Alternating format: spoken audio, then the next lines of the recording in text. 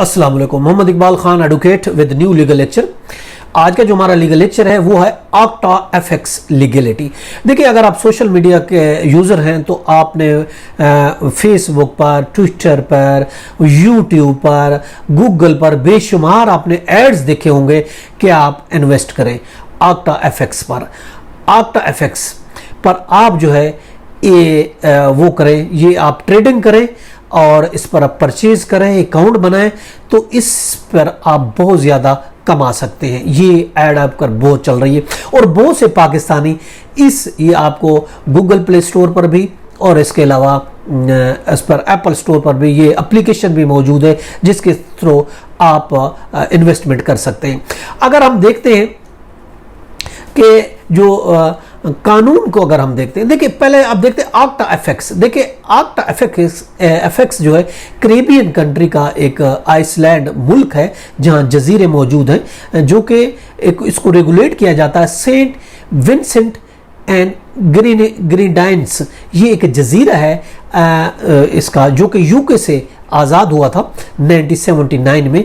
UK से आज़ाद होकर इसने एक जजीरे की शक्ल में, एक अलहदा मुल्क की शक्ल में इसने आज़ादी हासिल की है। अब ये अगर हम देखते हैं तो इसमें ये कहा जाता है, अगर हम इसको देखते हैं, ऑक्टा एक ट्रेडिंग तरीक़ेकार है। जैसा बिनांस मौजूद है, इससे पहले अगर आपने देखा होगा कि बिनांस के ज़रिए आप वो कहते हैं कि आप अपनी इन्वेस्टमेंट करें, और अब जो है नया जो आजकल आया वो ऑक्टा एफएक्स है।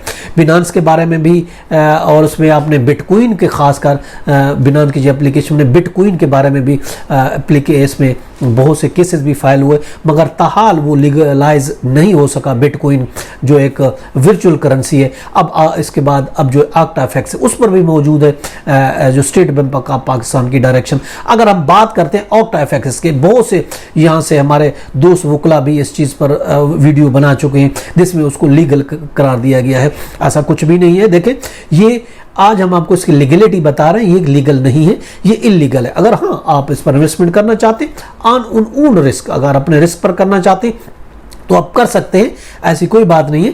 मगर अगर हम लॉ की बात करें, बीइंग एडवोकेट हम लॉ की बात करेंगे। इलीगल तो अगर हम कोई चीज़ बाहर से अगर आप मंगवाते हैं इलीगल तरीके से, अगर आप मंगवाते हैं बाहर, पैसा इलीगल तरीके से बेचते हैं ये, तो आप उस सूरत में साफ ज़ाहिर है आप उसमें कमा भी सकते हैं। मगर अगर लॉ की बात करें तो वो एक इलीगल होगी। इससे हम स्मगलिंग करते हैं, स्मगलिंग से भी पैसा कमा सकते हैं, मगर लॉ की बात करें दैट इज इलीगल, कभी ना कभी तो पकड़े जाते हैं। इसी तरह ऑक्टा एफएक्स की बात की, इसे हलाल और हराम का भी एक टॉपिक चलता है, ये हलाल है ये हराम है। अब देखिए, जब एक हमारे मुल्क का कानून इसको एक्सेप्ट नहीं करता तो ऑफ कोर्स वो हलाल कहाँ से होगी, वो हराम भी होगी।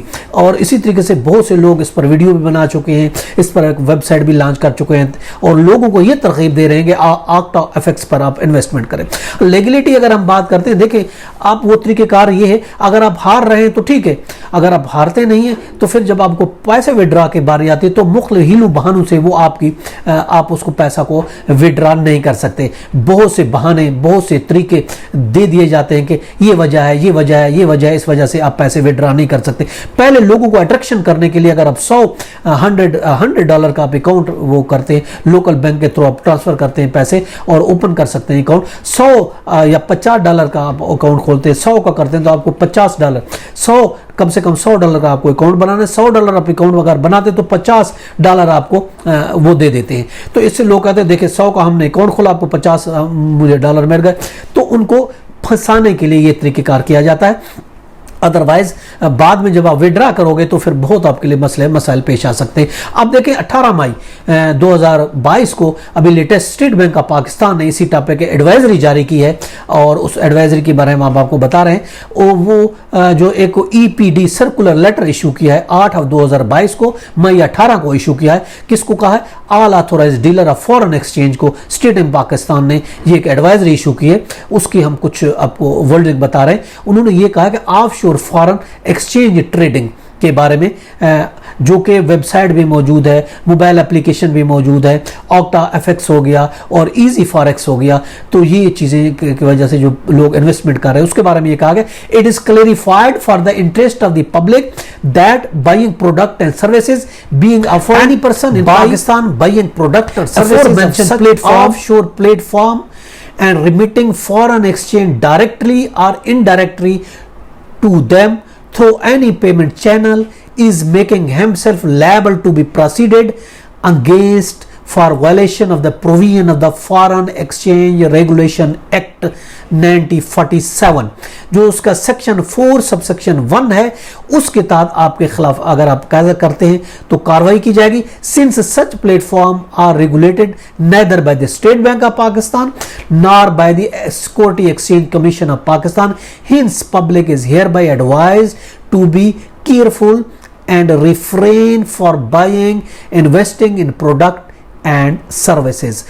ये कहा गया है स्टेट ऑफ पाकिस्तान है कि सिक्योरिटी एक्सचेंज कमीशन में कोई नहीं है, पाकिस्तान में इसका कोई वजूद में नहीं है, security exchange commission of Pakistan में रजिस्टर्ड नहीं है, और इसके अलावा इसको जो फॉरेन एक्सचेंज रेगुलेशन एक्ट है 1947 का, उसकी सबसेक्शन 4 सबसेक्शन 1 को ये हिट करता है। अगर इस तरीके से कोई करेगा तो उसके खिलाफ कार्रवाई की जा सकती है। तो ये वाज़ेह डायरेक्शन मौजूद है कि आप इस तरीके से अगर करेंगे तो फिर आपके खिलाफ कार्रवाई हो सकती है। ये इलीगल है। फिर भी अगर आप चाहते हैं, आप पैसा बनाना चाहते हैं ऑक्टा एफएक्स के जरिए आप बना सकते हैं, मगर ये आपका ओन रिस्क होगा। अगर आपके पास कोई केस फाइल किया जाता है, आपके लिए कोई मसला हो जाता है, आपकी रकम भी डूब सकती है, कुछ होने को सब कुछ हो सकता है, इसलिए बी केयरफुल। ये था आज का लीगल लेक्चर। इसके साथ मुझे इजाजत दें, कर फिर मिलेंगे। Have a nice day. अल्लाह हाफिज़।